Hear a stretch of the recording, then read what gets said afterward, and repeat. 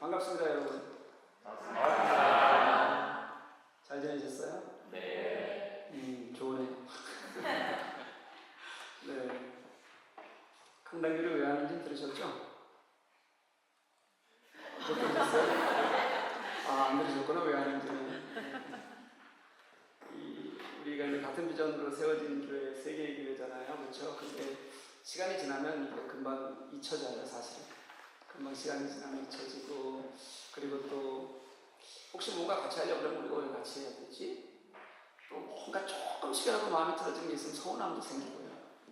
근데 이런 것들을 우리가 이제 이렇게 강단교회를 통해서 목사님들이, 저도 이제 모르는 가정이 한 몇 가정 있잖아요. 이렇게 그렇죠? 대부분은 아니지만 제가 우리 하나교회 갔더니 제가 같이 섬기지 않은 분들이 딱 반이더라고요.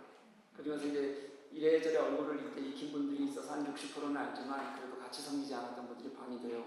딱 5년 됐는데, 그래서 이렇게 같이 선 비전을 가지고 같이 정말 기도하면서 그렇게 우리가 분립하고 그리고 지금 세워져 가는데 남처럼 지내다 보면 금방 헤어지고 섭섭해져요. 그래서 강단교회를 통해서 이렇게 한 번씩 다니면서 세계교회가 함께 건강하게 세워져 가는 그런 정말 하나님께서 허락하신 같이 기도하던 공동체다라는 걸 우리가 같이 이렇게 좀 만나면서 그렇게 느끼면 좋겠다 하는 마음으로 이렇게 강단교회를 하고 있습니다.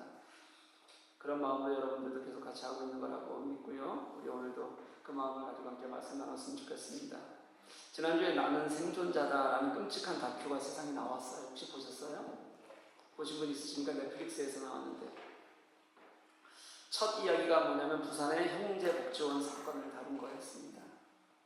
부산의 불황인 단기보호소였어요. 불황인이라는 게 이제 거리를 그냥 헤매던 그런 단기보호소였는데, 이 형제복지원이 1975년부터 1987년까지 12년 동안 수많은 사람들이 그곳에 들어갔는데 아무 이유 없이 끌려간 사람들이 너무 많았어요.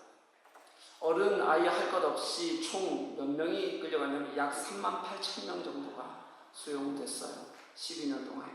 그 안에서 굉장히 비인간적인 대우 그리고 폭력에 시달렸습니다.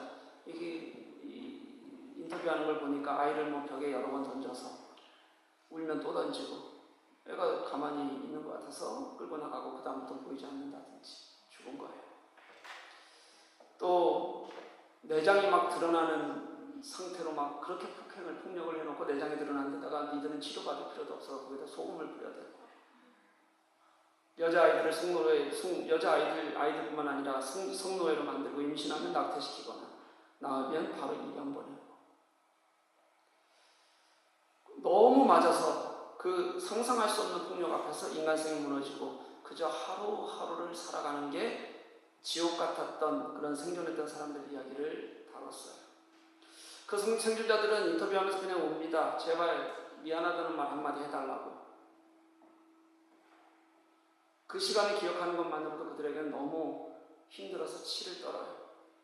그때 그런 폭력으로 인해 죽은 자들이 밝혀진 것만 몇 명이냐면, 이렇게 공식적으로 국가에서 조사해서 밝혀진 것만 657명이 죽었어요. 수많은 사람들이 약물투여를 당했고 그것 때문에 정신병이나 지체장애자가 되었고, 이후로도 수없이 많은 사람들이 자살했어요. 그건 657명에 들어가지 않습니다. 안에서 죽은 사람들만 그래요. 생존자들은 지금도 살아있는 게 고통스러운 삶을 살아가는 사람들이 수없이 많습니다. 제가 하고 싶은 말이 그거예요, 여러분. 그 형제복지원의 원장이 박인근 장로, 멀쩡한 교단의 장로였습니다.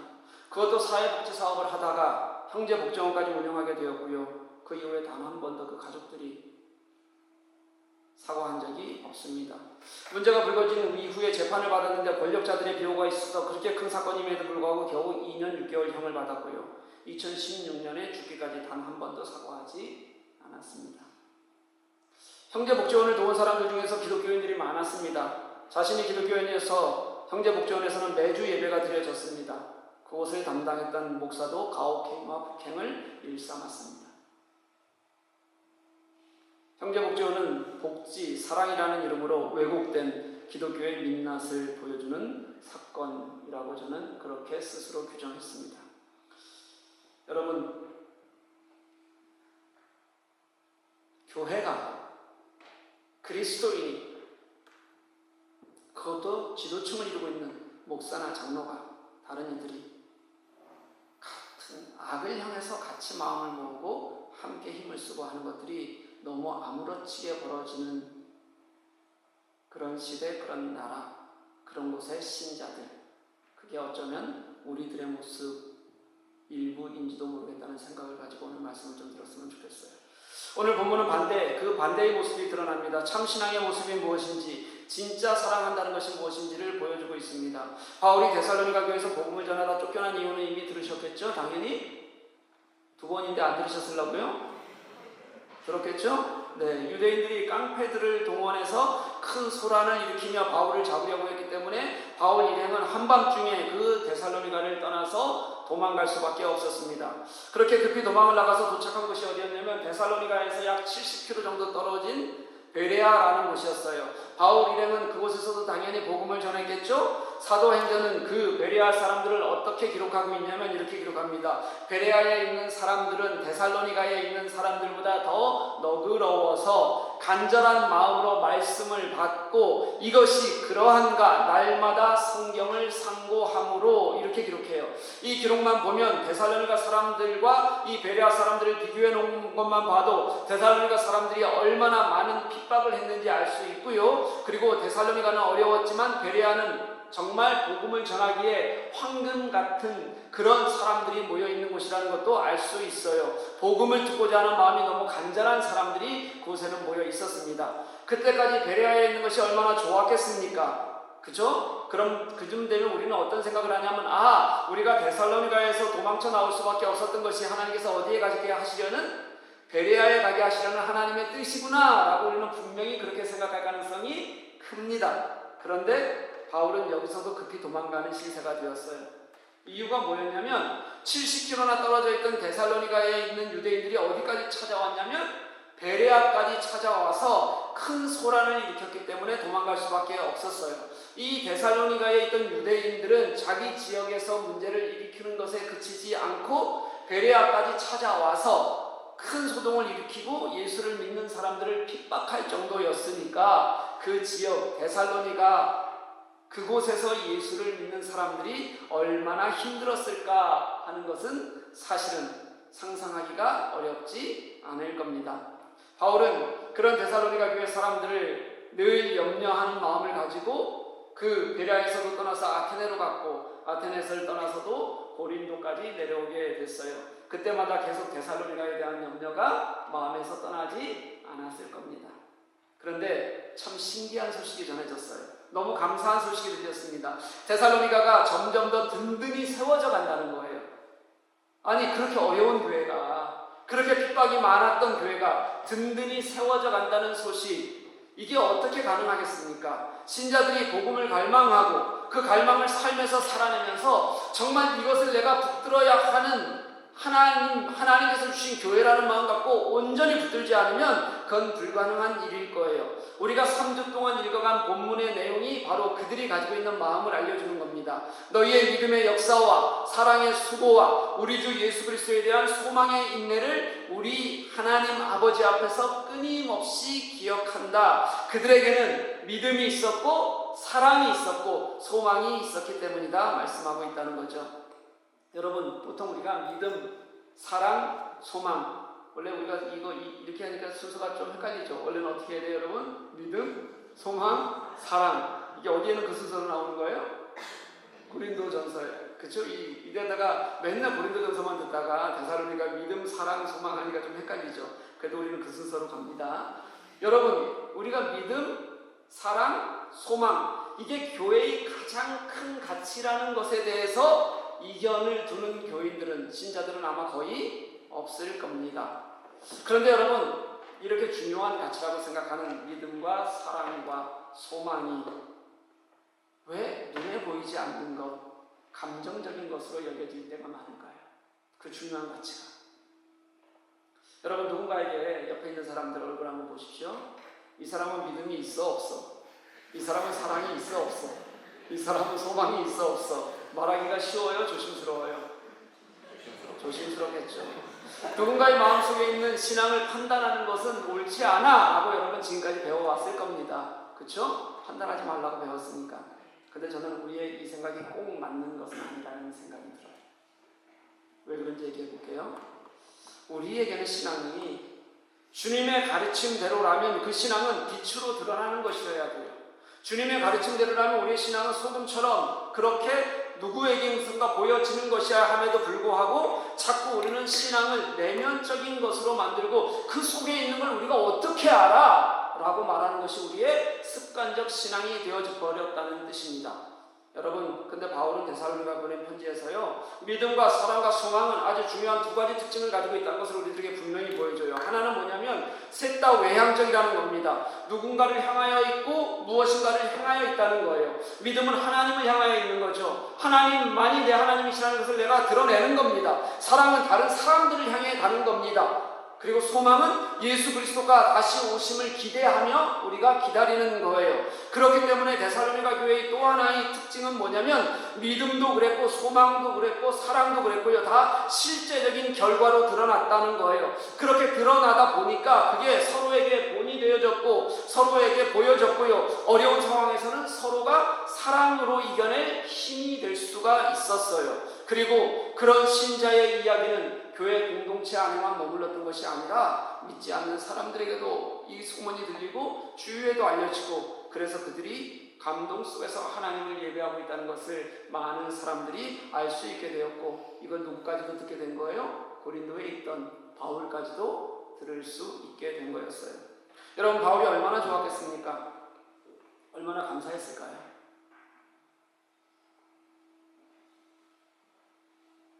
저도 목회를 하다 보니까 감사한 일이 있어요. 근데 제가 가장 마음이 감사하고 좋은 게 뭐냐면요, 여러분들이 제게 주시는 선물 같은 게 아닙니다. 그건 가장 좋은 게 될 수가 없어요. 왜냐하면 가장 좋은 게 될 만큼 좋은 것을 제게 선물할 이유도 없고 그걸 가져오는 사람도 지금까지 한 번도 보지를 못했습니다. 받지도 않을 겁니다. 주지도 않을 거고. 혹시 지금 마당 앞에다가 페라리 하나 딱 갖다 놓고 목사님, 그래도 목사님이 이제 이 정도는 타셔야 되는 거 아니에요? 그리고 또 말 한마디 붙이는 거예요. 타기 싫으면 팔아서 어려운 사람이라도 도우셔도 괜찮으니까 목사님 마음대로 하세요. 그럼 말로는 내가 팔아서 어려운 사람 돕는다고 하고 지금까지 제 모든 원칙을 깨고 받을 수 있어요.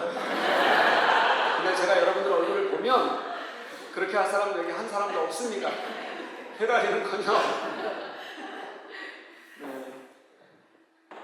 여러분, 진짜 목회자에게 가장 좋은 건 함께 생활했던 누군가가, 함께 신앙을 나누었던 누군가가 성장하고 그들이 그 신앙으로 예수 그리스도가 누군지를 드러내기도 하고 그리고 영광 중에 주님을 볼 수 있게 하는 것, 그걸 보는 것보다 목회자에게는 더 좋은 일이 없습니다. 이건 진짜예요. 목회는 그런 데서 보람도 있고 감동도 있습니다. 저는 개인적으로 또 이렇게 분리개척을 한 교회가 건강하게 세워져 간다는 것, 이런 소리를 듣는 것보다, 소문을 듣는 것보다 더 좋은 일은 사실은 없습니다. 만약에 주 안에 우리 교회가 모교회인 우리 교회와 갈등이 생겼다고 한번 생각해 보십시오. 제가 얼마나 마음에 큰 부담과 상처가 되겠습니까? 또 저와 분리교회의 목회자인 김성원 목사 사이에서 갈등이 생겼어요. 싸움이 됐어요. 그래서 서로 사이가 틀어졌어요. 그럼 얼마나 마음이 아플까요? 누가 이길 것 같아요? 네? 싸움은 다 져요. 교회 싸움이 그런 거예요. 이기는 사람 없습니다. 그러면 얼마나 진짜 마음이 힘들고 아플까 제가 한번 생각해 보게 돼요. 그렇지 않더라도 여러분, 우리 교회가 건강한 비전을 가지고 기도하며 이렇게 주 안에 우리 교회를 분립하고 나왔는데, 정말 여러분들이 눈물 흘리며 기도하면서 그렇게 여러분들이 나왔는데 자기 교회만 챙기는 개교회가 되는 거예요.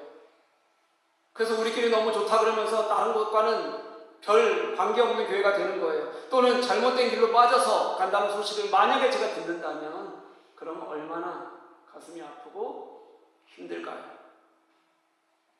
그러니 저는 여러분들이 건강하게 세워져 가는 것을 보는 것보다 더 큰 감사가 없습니다. 이건 제 진심이에요. 바울은 그런 마음으로 데살로니가 교회에 편지를 쓰는 겁니다. 너무 감사해서, 너무 좋아서, 마음에 뿌듯함이 있어서 그렇지만 한편으로는 어떻게 그 어려운 환경에서도 그렇게 든든하게 교회가 세워지기까지 그들이 얼마나 많은 애를 썼을까, 얼마나 많은 고통이 있었을까 하는 안타까움을 가지고 그렇게 편지를 쓰는 겁니다. 여러분, 그 중에서 오늘 저는 바울이 들었던 그 좋은 소식 중에서 사랑의 수고에 대해서 여러분들과 한번 나누려고 합니다. 저는 이렇게 생각해요, 여러분. 믿음과 사랑과 소망 중에서 지금 현재 우리가 앉아있는 이 자리에서 이 순간 가장 강조되는 것이 있어야 한다면 저는 그것이 사랑이라고 생각해요. 왜냐하면 믿음은 우리에게 하신 일, 2000년 전 예수 그리스도께서 이미 우리를 위해 죽으신 그 십자가의 구속의 근거를 두고 있습니다. 그러니까 이것은 2000년 동안의 역사 속에서 우리들에게 계속해서 내려왔던 힘이 있는 거예요. 소망은 예수 그리스도께서 다시 오실 우리가 꿈꾸는 완전한 하나님 나라라는 내일을 소망하면서 바라보는 일입니다. 그에 반해서 사랑은요, 여러분, 오늘 이 자리에서 행해지지 않으면 사랑은 이 자리가 아니고서는 의미가 없는, 미루어서는 누구에게도 도움이 되지 않는, 누구에게도 의미가 없어지는 일이 사랑이기 때문에 그렇습니다. 앞에서도 이미 이야기를 나눈 것처럼 데살로니가 교회에 보낸 편지들은요, 여러분, 편지는요, 바울이 그들에게서 들은 사랑의 외적인 표현이었어요. 그들에게 사랑이 감정적 표현 아니었습니다. 동적인 것이었고요, 사랑을 향해 있는 것이었어요. 그래서 사랑의 수고라고 표현하고 있는 겁니다. 안 그러면 그냥 사랑과라고 말하고 말았을 거예요. 여러분, 이 수고라는 단어를 한번 보고 싶습니다. 사랑의 수고가 없는 것과 사랑의 수고가 있는 것의 차이는 비교할 수조차 없는, 저는 완전함과 아무것도 없음의 차이처럼 그렇게 생각이 돼요. 사랑의 수고가 없으면요, 하나의 감성이나 감정이 끝나게 돼요, 여러분. 그런데 여러분, 우리 인간이, 더군다나 신자들은 그런 게 더 많은 것 같아요. 우리 신자들은 감정적인 측면이 굉장히 강해요. 그래서 만약에 내가 누군가를 동정하는 마음만이라도 갖고 있으면 나는 그 마음을 갖고 있다는 것 가지고만으로도 나는 사랑이 많은 사람이라는 착각을 하고 살아가요. 내 마음에 그게 있습니까? 그렇게 되면 자기 위로가 생겨요. 자기 의의가 생겨요. 그래, 나는 사랑 있는 사람이야. 하지만 그런 감정만으로는 그 상대인 대상은 아무것도 얻지 못하게 된다는 것을 잘 몰라요. 사랑의 수고가 없으면 여러분, 우리 스스로 나는 선하다고 생각하는 그 왜곡된 이미지만 점점 더 강하게 갖게 할 뿐, 진짜 사랑하는 건 아니라는 걸 성경은 우리들에게 수없이 가르쳐주고 있어요.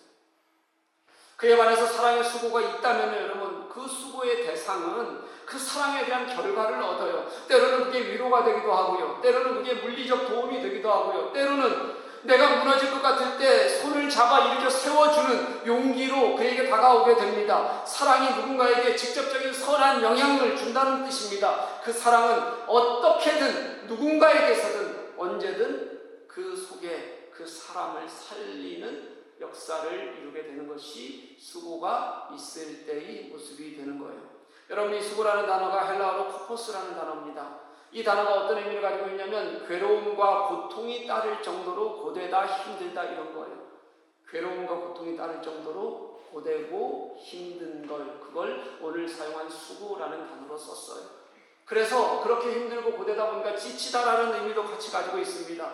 바울이 들은 데살로니가 교회는 내가 힘들어도, 내가 어려워도 서로에게 마음을 쓰는 사람들, 서로 도와주는 사람들, 서로 애쓰는 사람들, 그래서 누구랄 것도 없이 그 어려운 상황 속에서 서로가 서로를 다시 세워주는, 그렇게 복음을 지켜가는 교회가 바로 바울이 들었던 그들의 수고였던 거예요. 여러분, 주님이 하신 일도 마찬가지 아닙니까? 예수께서 우리들을 끝까지 사랑하셨다. 그 사랑하심도 수고가 있었기 때문에 그 십자가가 복음이 된 겁니다. 그의 수고가, 끝까지 십자가를 지는 수고가 없었다면 우리는 그 예수 그리스도를 복음으로 여기지 않을 거예요. 거저 이루신 게 아니고 말로만 이루신 게 아니라 정말 우리를 사랑하는 모든 것을 공생애의 삶뿐만 아니라 십자가를 지시기까지 당신의 수고를 보여주신 분, 그분이 예수 그리스도셨어요. 데살로니가 교회 신자들 누구도 신앙을 지키는 일이 만만하지 않았을 겁니다. 더구나 그 지역의 분위기 때문에 유대인들이 예수 믿는 건 정말 힘들었을 거예요. 2번이나 도망을 그들 때문에 가게 됐으니까요. 다른 동네에 있다가도 도망가게 됐으니까요. 그런데 여러분, 만약에 그래 예수 믿는 게 나도 힘드니까 내가 누군가 돌아볼 수 없다고 생각하고 각자 버티려고 우리가 그렇게 노력했다면 그들이요, 그러면 아마 데살로니가 교회는 그렇게 지켜지기가 어려웠을 겁니다. 그런데 고난과 박해 가운데서도 서로 상대를 먼저 생각하고, 때로는 내가 너무 힘들고 고통스러워도 나보다 더 어려운 사람을 생각하고 찾아갈 수 있고, 똑같은 환경에 놓여 있어도 저 사람은 나보다 마음이 여리니 그러니 나의 위로가 필요할 거야. 그들에게 진짜 진정한 사랑이 무엇인지를 서로에게 힘들지만 수고로 나타냈더니, 그랬더니 그게 나 혼자 신앙을 지켜가는 것이 아니라 함께 지켜가는 신앙으로 서로가 일어설 수 있는, 교회가 든든히 서가는 힘이 될 수 있었던 겁니다. 사랑하는 주안의 우리 교회 교우 여러분, 사랑은 수고라는 말은요, 우리 믿음을 가진 신자들이 공동체를 이루어가고 있는 모든 과정 속에서 보여지고 드러나는 것이어야 합니다. 교회의 역사 모든 곳에 신자가 신실하게 진실하게 살아가려고 하는 모든 곳에서는 수고가 없는 것이 없었습니다. 수고가 없었던 곳에서 진짜 복음이 전해진 곳도 없었습니다. 사람이 살아난 것도 없었어요. 이때의 수고는 때로는 육체적인 도움이 될 때도 있고, 때로는 물질적인 희생이 따를 때도 있고요, 때로는 누군가 옆에 오래 있어주면서 간심과 기도로 그와 함께하는 시간일 수도 있습니다. 그들에게는 예수 믿는다는 게 나도 너무 힘든 일인데 누군가의 마음을 돌아볼 줄 알고 그의 필요에 기꺼이 나서는 지체들, 그걸로 그들은 수고가 무엇인지를 함께 느끼고 함께 나눌 수 있었던 거예요. 이 사랑의 수고가 넓어지면 마을을 섬기는 일이 되는 겁니다. 또 그 수고가 더 넓어지면 독일을 섬기고요, 그 수고가 더 넓어지면 라오스도 가고 쿠바도 가고, 그래서 그곳의 사람들을 만나고 땀을 흘리고 섬기고 기도하고, 그들이 우리 속에서만이 아니라 하나님 나라 안에서 어떻게 이루어져 가는지를 함께 보게 되는 겁니다. 그렇게 사랑의 수고는요, 그게 어디든지 어떻게든지 그 수고가 있는 곳에서는 예수 그리스도의 사랑과 복음이, 그리고 그를 보고 하나님의 사랑이 이런 것이구나라는 것을 깨닫게 되는 은혜들을 누구나 경험하게 되고 예수 그리스도가 영광 중에 드러날 수 있게 되었어요. 저는 우리 세교회가 이 아름다운 이름으로 함께하는 주제인 너희를 기억함은, 이 강단교회의 이 주제를 제가 계속 이제 3주째 돌고 있고, 이렇게 같이 처음 설교를 묵상하면서 정말 마음이 너무 따뜻해졌어요. 바울의 이 고백은 교회를 위해 기도하는 중에 생긴 고백이었어요. 목숨을 걸고 복음을 전하는 곳에 교회가 세워진 게 너무 감사했어요. 그렇게 애쓰고 수고하고 기도했던 곳에 하나님께서 그 교회를 세운 게 너무 감사했어요.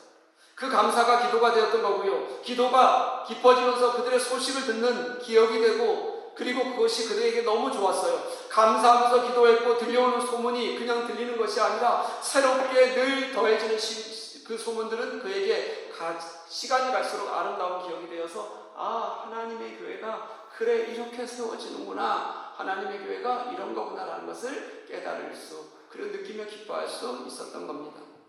그러면서 저는 생각해봐요.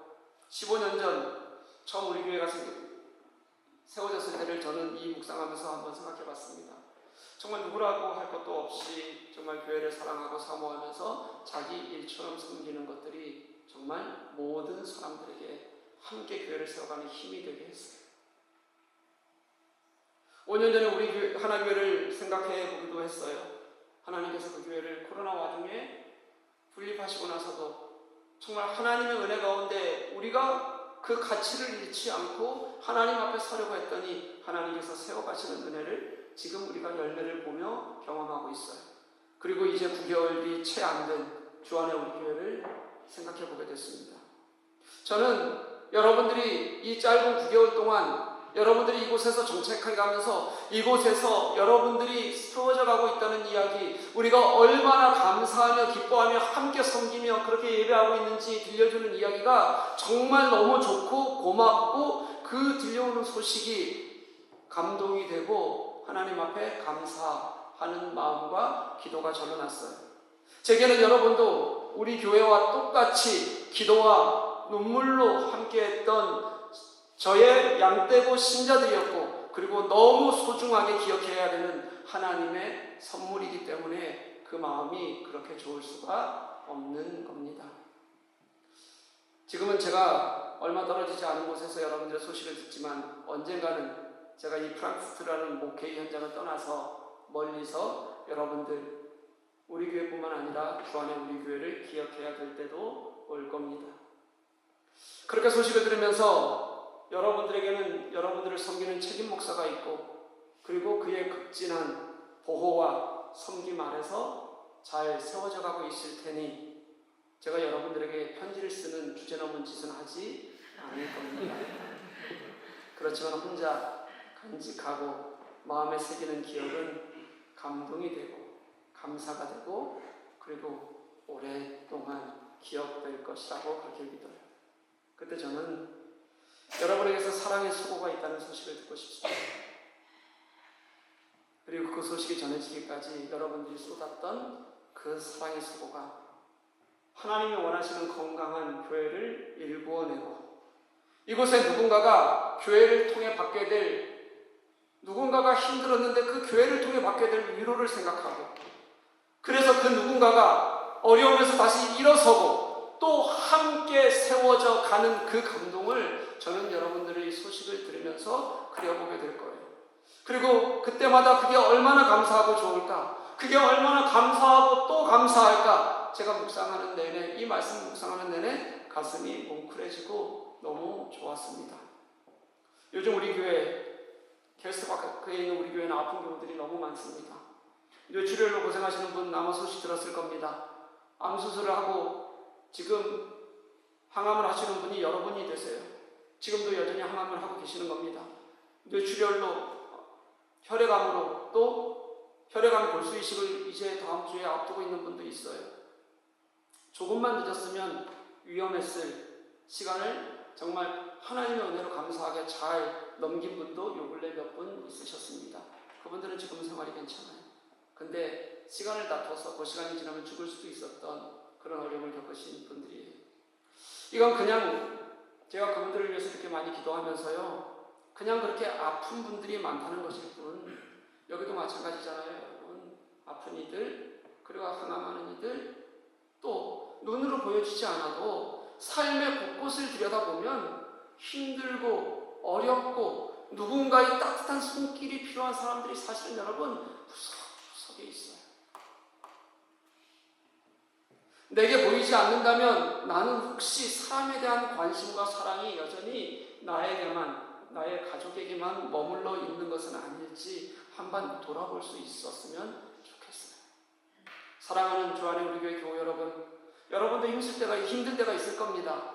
여러분, 그런데 우리가 그렇게 힘들어 봤을 때 그 아픔에 누군가 진실하게 손 내밀어 주면 그저 마음 다해서 그 마음 정성을 가지고 걸어주는 전화 한 통화에도 힘이 되고 용기가 되는 걸 여러분 분명히 경험해 본 적이 있을 겁니다. 때로는 죽고 싶다가도 살아날 힘 같은 걸 여러분 얻어본 적이 분명히 있을 겁니다. 알죠? 여러분, 때로는 나도 힘들어요. 나도 무너질 때가 있어요. 여러분도 그러실 거예요, 여러분. 그렇지만 그런 내가 누군가의 손을 잡아주는데 그가 일어서는 걸 보는 거예요. 나도 삶이 녹록지 않죠. 지금 여러 가지 겉으로 보이지 않는 문제들이 있어요. 그런데 내가 그 마음 떨쳐 일어나서 누군가의 집을 방문했는데 그 문 앞에 서는 순간부터 눈물을 흘리고, 그리고 자신을 맞아주는 누군가를 보게 되는 거예요. 그리고 그가 그곳에서 다시 무너진 곳에서 일어나서 회복하는 걸 하나님 안에서 같이 신자 공동체가 경험하는 겁니다. 나의 진실한 수고가 있다면 나의 작은 것 하나를 건넸는데 상대가 나에게 작은 몸짓에서 세상을 의지하던 모든 게 무너지고 그 자리에서 다시 주님을 경험하는 것을 보게 되는 겁니다. 여러분, 그게 얼마나 감동이겠고, 그게 얼마나 교회다움이겠고, 그리고 그것을 통해서 하나님이 기뻐하실지, 하나님이 얼마나 좋아하실지 여러분 한번 같이 꿈꾸면서 같이 일어서는 수고가 있는 것, 그게 여러분 하나님이 기뻐하시는 교회의 모습이라는 것을 알 수 있었으면 좋겠어요.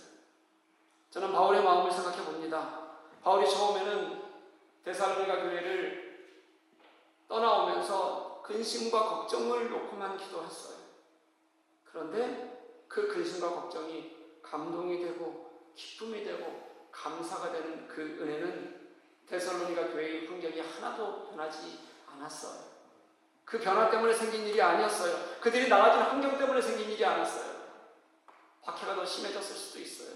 그런데 그렇게 걱정과 근심이 감사와 감동으로 바뀐 이유는 데살로니가 교회 공동체의 사랑의 수고가 스스로 만들어낸 풍경이었어요. 하나님이 그들 마음속에서 그들 서로를 세워주는 수고를 아끼지 않게 하시는 하나님의 마음에 순종한 것이 모든 환경과 어려움을 이기는 힘이고 감동의 이유가 되어진 거예요. 사랑하는 주안의 우리 교회 교우 여러분, 혼자 살아가는 것, 나에게 집중하면서 살아가는 것 이제 우리 많이 했잖아요. 이제 그만하면 됐어요. 지금 내가 어렵고 힘들어도 그런 내가 수고하기 시작했을 때 그런 나를 향해 누군가의 수고가 다가오는 것을 느끼게 돼요. 그리고 그것을 통해서 우리 모두가 함께 주 안에서 세워지고 주 안에서 우리 모두가 하나가 되어지는, 그래서 감동으로 살아가게 하는 이유를 교회 공동체 안에서 먼저 발견하는 저와 여러분 될 수 있기를 주님의 이름으로 간절히 축복합니다. 우리 함께 찬양하십시다.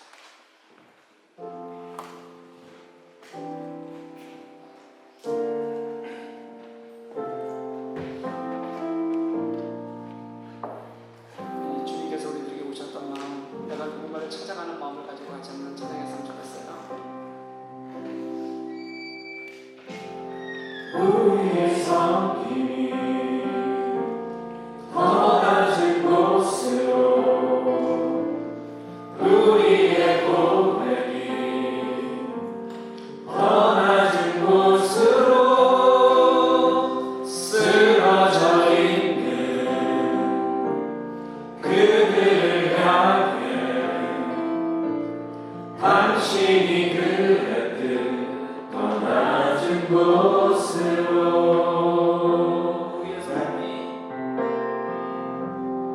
우리의 섬김이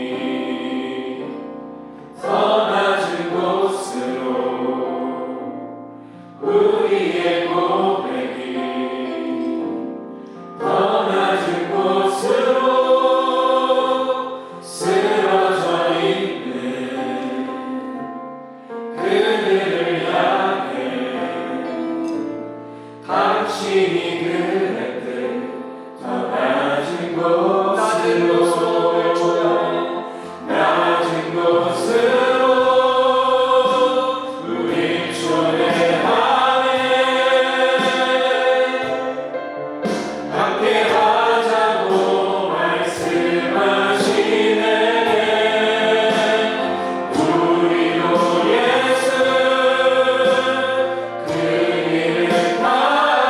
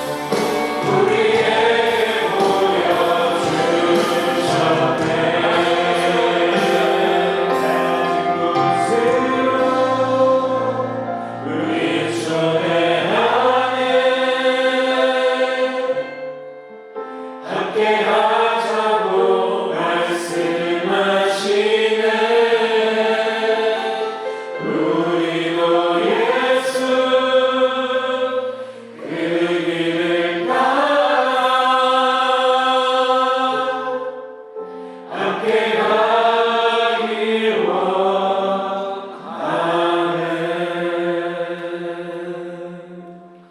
우리 한번 기도했으면 좋겠습니다. 이렇게 기도했으면 좋겠어요. 수고가 없는데 그게 무슨 사랑이야? 여러분, 수고가 없는데 그게 무슨 사랑이야? 이것을 남을 판단하는데 사용하는 단어가 되지 말게 하시고요. 나를 향해서 한번 그렇게 말할 수 있는 우리가 되었으면 좋겠습니다.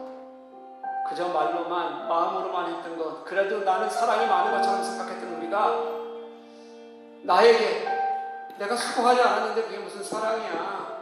이제 누군가에게 다가가겠습니다. 수고하겠습니다. 때로는 내가 지치고 힘들어도 그 마음 가지고 하나님 앞에 서겠습니다. 그리고 우리 교우들, 정말 무엇인가 필요한 우리 교우들에게 찾아가겠습니다 하는 마음 가지고 우리 정말 같이 한번 기도했으면 좋겠습니다. 하나님, 우리에게 사랑의 수고를 주십시오. 그 수고로 누군가 일어서는 은혜를 우리가 함께 경험할 수 있도록 도와주옵소서. 같이 한번 기도하겠습니다. 아버지 하나님, 정말 고맙습니다.